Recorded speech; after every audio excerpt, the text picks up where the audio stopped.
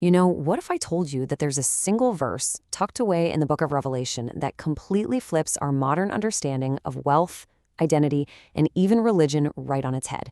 It's a message that's just as controversial today as it was nearly 2,000 years ago, and we're about to unpack it together. And here it is, Revelation chapter 2, verse 9. Now, these aren't just words on a page. This is a direct message from Jesus to a church that was being absolutely crushed. And man, you can just feel the tension in every single phrase. You've got the sting of poverty, then this promise of true riches, this shocking accusation of blasphemy, and then that label, the synagogue of Satan. So, that's the mystery we're really diving into here. Who were these people? But honestly, more importantly, what does this ancient warning mean for us right now? What's the timeless principle hiding in these words that we just can't afford to miss? Let's break it down piece by piece. Okay, so to really get the warning, we first have to understand the comfort.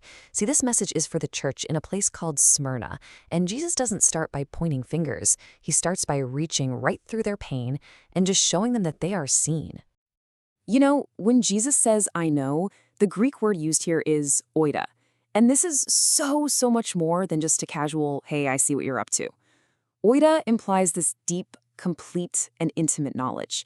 It means he sees not just what they're doing, but who they are, all their hidden struggles, their quiet faithfulness.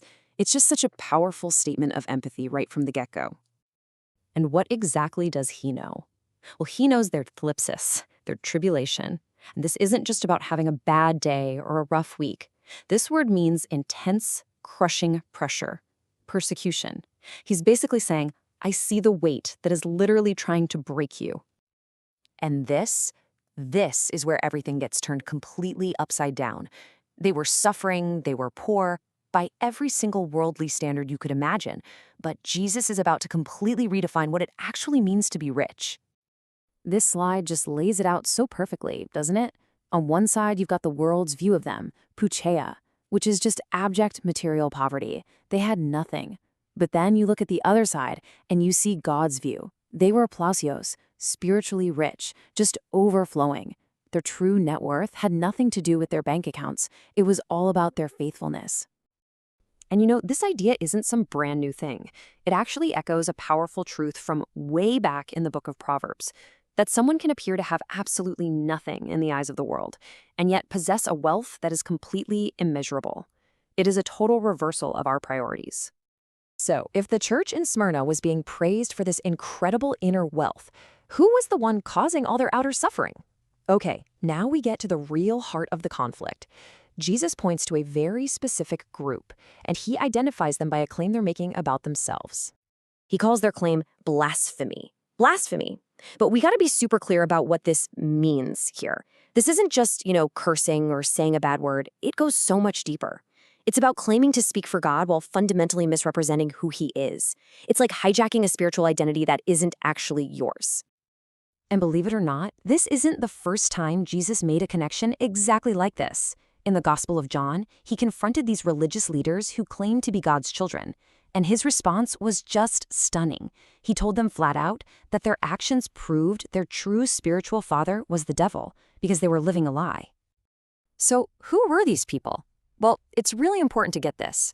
This isn't about a specific race, but a religious system. Think about the temple priests who rejected Jesus. They had all the outward signs of religion, right? But on the inside, the whole thing had become corrupt. They were just clinging to their traditions, their power, their prophets, all while rejecting the very truth they claimed to represent. So, if their claim to be God's people was a total lie, what makes the claim true? I mean, how do we determine who someone really is, spiritually speaking? Well, the answer is an absolute game changer, and it has nothing to do with what you see on the outside. And here it is. This is the key that just unlocks this entire passage. The Apostle Paul lays it out perfectly in the book of Romans. He argues that a true identity as one of God's people, it's not about your family tree or your religious rituals. It's all about a spiritual transformation, a circumcision of the heart. So what this means is, well, it's a massive shift in thinking. For centuries, right, being one of God's people was about your bloodline. But the New Testament just changes the whole game. Now, it's not about your ancestry. It's about your belief. Just like the Apostle Paul says, if you belong to Christ, You are the true descendant of Abraham. It's an identity that's open to literally anyone, based completely on what's happened in your heart. And that's the bottom line right there.